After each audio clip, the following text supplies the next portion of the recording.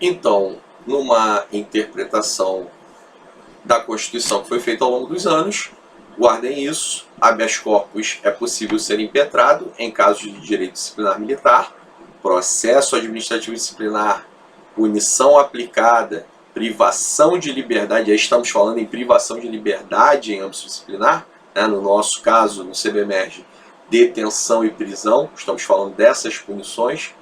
Habeas corpus pode ser ajuizado no que tange aspectos de legalidade, porém não de mérito, porém não asseverar de justiça da punição, de oportunidade da punição, tá certo? Se ela foi aplicada, deveria ter sido aplicada ou não. Isso é juízo de oportunidade e conveniência da autoridade administrativa militar, correto? Então, é uma regra específica e só pode ser anulada se for em questão de aspectos de legalidade. O parágrafo 3º do artigo 142 diz que os membros das Forças Armadas são denominados militares, aplicando-se-lhes, além das que vierem a ser fixadas em lei, as seguintes disposições. Então, esses são os incisos que destaquei no slide número 5, que o artigo 42, então, puxa lá naquele seu parágrafo que nós vimos anteriormente. O parágrafo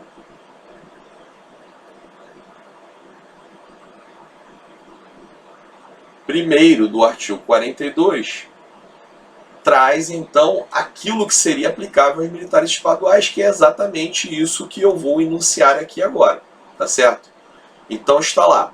As patentes com prerrogativas, direitos e deveres à área inerentes são conferidas pelo Presidente da República e asseguradas em plenitude aos oficiais da ativa, da reserva remunerada ou reformados, sendo-lhes privativos os títulos e postos militares e, juntamente com os demais membros, o uso dos uniformes das Forças Armadas.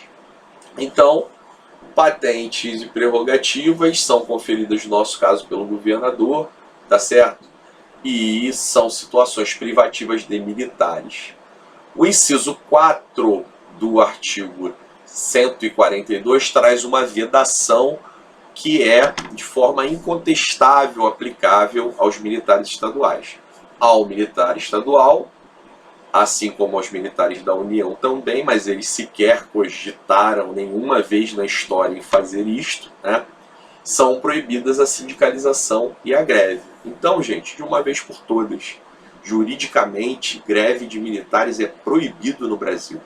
É passível de punições disciplinares, a punição disciplinar mais grave é a exclusão dos quadros e é passível também de que o militar que se dedica a esse tipo de atividade, de greve ou de sindicalização, que ele responda a crimes militares lá previstos no Código Penal Militar, tá certo?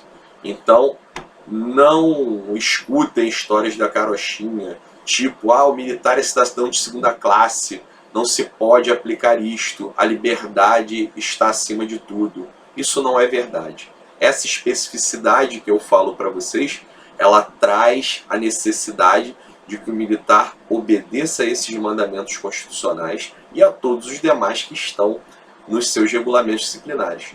No entanto, é muito claro ali na Constituição que a sindicalização e a greve são proibidas. E aí o fundamento filosófico disso, que seria a limitação de um direito individual em prol da coletividade. Disse a vocês que todo esse arcabouço normativo, ele existe para assegurar o regular funcionamento da instituição. Então, se a instituição tem uma missão constitucional específica de pronta resposta para a sociedade, que mexe com valores como a vida, como a ordem pública, como a segurança pública, ela não pode paralisar a atividade. Ela não pode ter militares dedicados a uma atividade de reivindicação que pode redundar numa paralisação de atividade. Isso não é cabível e não é o Coronel Serra está dizendo. É a Constituição Federal que assim comanda. E a ela todos nós temos que estar submetidos. Tá certo? Então é incontestável que juridicamente a greve e a sindicalização de militares são proibidas. Vejam que nenhum direito no ordenamento jurídico é ilimitado. Um direito limita o outro. A velha história, já devem ter ouvido algum dia falar, que o direito de um termina quando começa o direito do outro. Então veja, estamos impedidos, estou aqui gravando essa aula para vocês, porque estamos impedidos de sair das nossas casas, por normas, por decretos que foram baixados pelo nosso governador do estado, pelo nosso prefeito, limitando a mobilidade urbana, restringindo drasticamente o direito de ir e vir. E isso por quê? Para tutelar um bem muito maior que a saúde pública, para que pessoas não morram, não venham a óbito por conta da transmissão desse vírus. Então, se temos que manter as pessoas em casa, o Estado, que representa a coletividade, o bem comum, que busca o bem comum, ele então usa da sua força jurídica, da coercibilidade das suas normas, para manter as pessoas em casa, restringindo seu direito de vir. Da mesma forma é aquilo ali. Militares têm vários direitos individuais restritos para que a sua instituição seja sempre uma instituição de pronta resposta à sociedade. Seja sempre uma instituição que dá à sociedade um serviço eficiente, eficaz e prestado de uma forma imediata. Então, incompatível com a condição de militar, com hierarquia e disciplina, com o cumprimento das ordens, a questão de sindicalização e greve. Correto? O oficial condenado na justiça comum é o inciso 7 do artigo 142, aplicável aos militares estaduais. O oficial condenado na justiça comum ou militar, a pena privativa de liberdade superior a 2 anos, por sentença transitada em julgado, será submetido ao julgamento previsto no inciso anterior. Então, seja o militar, oficial ou praça, condenado a pena privativa de liberdade superior a 2 anos, ele por sentença transitada em julgado, ele obrigatoriamente, se isso não for apontado na sentença, como um dos seus efeitos dessa condenação, o juiz pode apontar lá, perda do cargo. Apontou, é só cumprir, não precisa submeter a conselho.